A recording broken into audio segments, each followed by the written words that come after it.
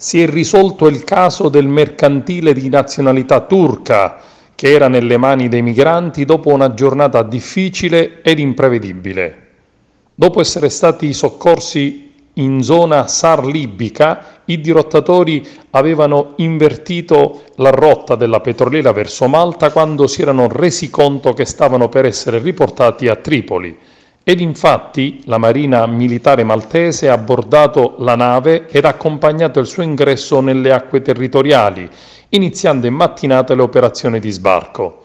Ci sarebbero 19 donne e 12 bambini a bordo che sono stati accompagnati dalla polizia ad un centro di prima accoglienza a Marsa, la cittadina portuale di Malta.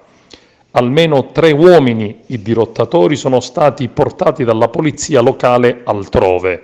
Tutti gli altri, circa 77, sono saliti a bordo di piccoli bus per essere trasferiti nei centri di accoglienza e presentare domanda di asilo. È stata una notte di grande tensione per il nuovo braccio di ferro che ha rischiato di avere un esito imprevedibile, visto che Malta ha schierato le sue navi militari a difesa delle acque territoriali. Era l'alba quando il comandante turco ha confermato di non avere più il controllo della nave e di essere sotto la minaccia di un piccolo gruppo di migranti.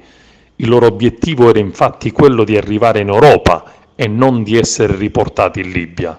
Dal governo maltese il premier Muscat ha dichiarato: «Non ci sottrarremo alle nostre responsabilità nonostante le nostre ridotte dimensioni.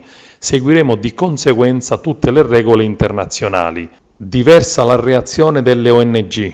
Chiediamo che le 108 persone a bordo siano considerati profughi da accogliere e proteggere.